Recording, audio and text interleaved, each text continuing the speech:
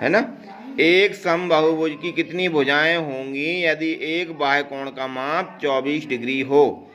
बाह्य कोण मतलब बाहर वाला कोण कितने का है? 24 डिग्री का है। और कैसा बहुभुज है? सबसे पहले तो हम ये देखते हैं क्या सम है क्या। देखो लिखा है समबाहुभुज, क्या सम है? तो सम यदि मिल जाता है हमें तो हमें मजा आ जाता है ना, क्योंकि उसकी सारी भुजाएं कैसी होंगी? बराबर। और सारे कोण भी कैसे होंगे? तो एक कोण कितने का है? 24 का। तो सारे कोण कितने के होंगे? 24 के। अब हमें केवल क्या निकालना है? समबाहुभुज की कितनी भुजाएं होंगी, क्या निकालना है? तो हमें पहले क्वेश्चन अच्छे से पढ़ना चाहिए।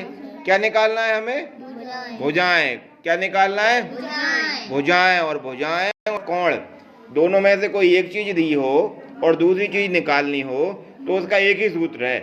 कौन सा सूत्र है? 160 तो होता ही नहीं कुछ। यही जो अपन कर रहे थे ना कि कोण बराबर क्या सूत्र होता है? कोण बराबर 360 बटे n।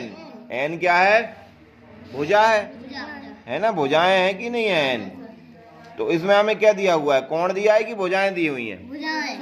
अरे अरे अरे, एक बाह्य कोण का माप 24 डिग्री है। क्या दिया हुआ है हमें? कोण दिया हुआ है। कोण कितना दिया हुआ है? 1 24 है। तो सारे कोण कितने के होंगे?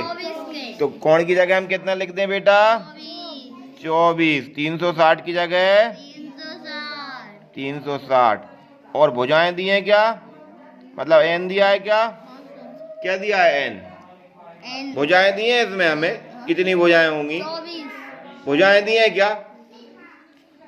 ध्यान से क्वेश्चन बहुत ध्यान से पढ़िए। एक समबाहुभुज की कितनी भुजाएं होंगी? तो भुजाएं दी हैं क्या? एक समबाहुभुज की कितनी भुजाएं होंगी? तो दी हैं भुजाएं। वो पूछ रहा है भाई कि कितनी भुजाएं होंगी। पूछ रहा है कि नहीं पूछ रहा है? पूछ रहा है कि नहीं? पूछ रहा है ना, कितनी भुजाएं होंगी पूछ रहा है, बता तो नहीं रहा। यदि एक बाह्य कोण का माप, कोण दिया हुआ है, बाह्य कोण कितना दिया हुआ है? 24 डिग्री। कोण दिया हुआ है कितना दिया हुआ है? और भुजाएं कितनी दी हुई हैं? भुजाएं नहीं दी। भुजाएं कितनी दी हैं? भुजाएं नहीं दी। कोण कितनी दी है? 24 डिग्री। तो कोण की जगह हमने क्या लिख दिया? 24। 360 की 360। भुजाएं नहीं दी तो हम भुजाएं की जगह नहीं लिख सकते ना। अब क्या करते हैं हम? जिसमें x y z या n कुछ भी रहता है उसको हम क्या करते हैं? x जहां रहता था हम उसको क्या करते थे? x को एक तरफ, बाकी सबको एक तरफ। तो इस n को हम कौन सी तरफ कर लें? इस तरफ कर लें। माने n को ले आए यहाँ और संख्या कहाँ ले जाएं? इस तरफ। तो 360। अब ये इस तरफ ऊपर था है ना, ये नीचे से ऊपर गया तो ये ऊपर से नीचे आ जाएगा। मतलब बराबर की उस तरफ जाता है तो काय में पहुंच जाता है? भाग में, है ना। जब वो गुणा में हो तब। समझ में आ रही बात? फिर अपन काटेंगे। इधर देखो, 3 से काटते हैं। 3 आटे और 3 एकम, 3 दूनी, 0 की। अब यहाँ कितने आ गए थे? 8।